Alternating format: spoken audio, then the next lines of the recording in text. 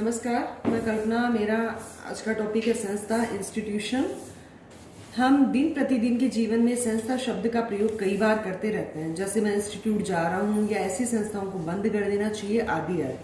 परंतु समाजशास्त्रीय दृष्टिकोण से संस्था का अर्थ वह नहीं होता जो हम दिन प्रतिदिन के जीवन में सोचते हैं। मनुष्य जब से अस्तित्व में आया है वह अपनी आवश्यकताओं की पूर्ति के लिए अपनी शारीरिक या मानसिक शक्ति का प्रयोग करता आ रहा है। साथ ही इन आवश्यकताओं की पूर्ति के लिए उसने कई नियम, विधियां तथा कार्य प्रणालियां भी विकसित की हैं। और इन नियमों, विधियों, कार्य प्रणालियों की जो व्यवस्था होती है वही समाजशास्त्रीय दृष्टिकोण से संस्था कहलाती है। जैसे शैक्षणिक आवश्यकता की पूर्ति, विद्यालय काम आवश्यकता की पूर्ति, विवाह स्वास्थ्य आवश्यकता की पूर्ति, अस्पताल आदि, इन सबको हम संस्था के नाम से जानते हैं या इन सबको संस्था के नाम से जाना जाता है। जिस प्रकार से पढ़ाई लिखाई के लिए विद्यालय जाना पड़ता है, महाविद्यालय के कुछ नियम व्यवस्था को बिठाने के लिए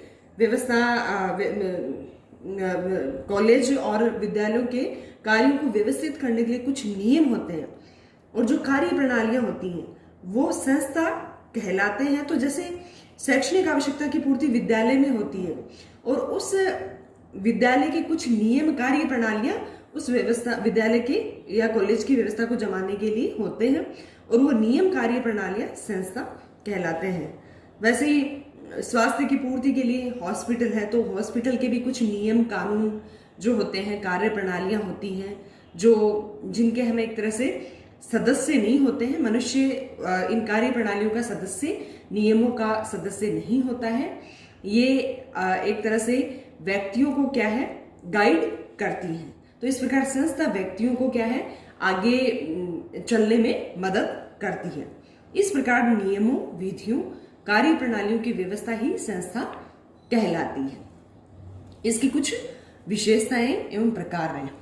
फर्स्ट है, ये नियमों, कार्य प्रणालियों, विधियों की एक व्यवस्था होती है। जैसा कि मैं शुरू से बताती आ रही हूँ कि जो संस्था है वो नियमों से बनती है, कार्य प्रणालियों से बनती है, विधियों से बनती है।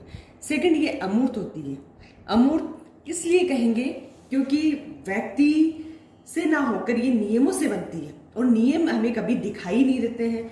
विधियां, कार्य प्रणालियां, जो कानून व्यवस्था होती है वो कभी हमें विजिबल नहीं होती, दिखाई नहीं देती।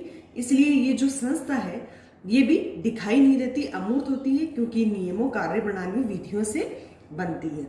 तीसरा है, व्यक्ति संस्थाओं का सदस्य नहीं हो सकता है। संस्थाओं का सदस्य नहीं हो सकता क्योंकि संस्थाओं के जो सदस्य होते हैं वो तो नियम, कार्य प्रणालियां होती हैं। मनुष्य संस्थाओं का सदस्य ना होकर समितियों का सदस्य होता है। अगला है, ये सामाजिक मान्यता प्राप्त होती है। संस्थाएं समाज में बनती हैं इसलिए सामाजिक मान्यता प्राप्त होती है।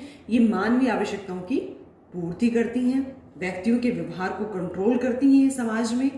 ये है उनके व्यवहार को कंट्रोल करके और समाज के अनुरूप उनको चलने के लिए बाध्य करती हैं या उनके विचलित व्यवहार को ये नियंत्रित करती हैं।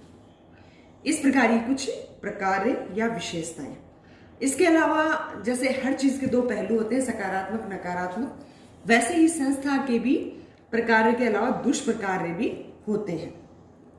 जैसे संस्थाएं जब रूढ़ हो जाती हैं तथा समय के साथ नहीं बदलती हैं तब वे कुप्रथाएं हो जाती हैं। जैसे दहेज व बाल विवाह, ये सब जो है मध्यकाल में और उससे पहले की जो ये प्रथाएं हैं, मान ली जो बाल विवाह है वो मध्यकाल की प्रथा है। मध्यकाल में जब अफगान अपने भारत में आए और यहाँ की स्त्रियों से उन्होंने जबरन विवाह किया तो यहाँ के लोगों ने, स्पेशली राजपूतों ने, जो अपनी छोटी छोटी लड़कियों का विवाह है मतलब बचपन में ही उन्होंने कर दिया, जिससे बाल विवाह। तो उनके जीवन की रक्षा के लिए, उनके अस्तित्व की रक्षा के लिए बाल विवाह प्रचलन में आया था। लेकिन वर्तमान में ये प्रथा जो है एक कुप्रथा के रूप में हमारे सामने है। दहेज है वो भी एक कुप्रथा है जिसमें बेटी का पिता है वो एक तरह से कानून बन गया है दहेज निरोधक अधिनियम 1961, लेकिन अभी भी दहेज प्रथा के खिलाफ इतना कोई कदम समाज में नहीं उठाया जा रहा है बेटी का पिता आज भी इस कुप्रथा से एक तरह से परेशान है, पीड़ित है। नेक्स्ट जो है इसका दुष्प्रकार है कि सामाजिक प्रगति में बाधक भी है। व्यक्ति की सोच को ये कुंठित भी मतलब करती हैं। तो संस्थाएं जो होती हैं वो कुछ प्रकारों के अलावा इसके कुछ दुष्प्रकार भी होते हैं। अगला है कि संस्था का विकास कैसे होता है। तो इसमें है कि समनर जो है उन्होंने संस्थाओं की जो व्याख्या की है कि भी संस्था का विकास कैसे होता है, इसको बहुत ही अच्छे से उन्होंने एक्सप्लेन किया है कि मनुष्य अपनी आवश्यकता को पूर्ण करने के लिए कई तरह से प्रयास करता है, जिनमें से एक प्रयास अन्य से बेहतर निकल कर आता है। बेहतर तरीकों को समाज के अन्य लोग भी स्वीकार कर लेते हैं। इस प्रकार वह जनरीति बन जाती है। यही जनरीतियां पीढ़ी दर पीढ़ी चलने लगती हैं, जिससे प्रथा में परिवर्तित हो जाती हैं। अगर प्रथा समाज के लिए अत्यंत लाभदायक प्रतीत होती है तो ये समाज के अन्य सदस्यों के लिए बाध्यतामूलक हो जाती है, जिसे रूढ़ि कहते हैं। इस रूढ़ि की सुरक्षा या निरंतरता के लिए जो नियम या प्रक्रियाएं बनाई जाती हैं वही संस्थाएं हैं। इस प्रकार संस्था का विकास निम्न तरीके से होता है कि सबसे पहले जनरीति आती है, और जनरीति जब पीढ़ी दर पीढ़ी चलने लगती है तो वो प्रथा बन जाती है, और यही प्रथा जब लाभकारी साबित होती है तो एक रूढ़ि का रूप ले लेती है, और अंत में जब ये रूढ़ियां एक मतलब नियम या प्रक्रिया के रूप में विकसित हो जाती हैं तो ये संस्था का रूप ले लेती हैं।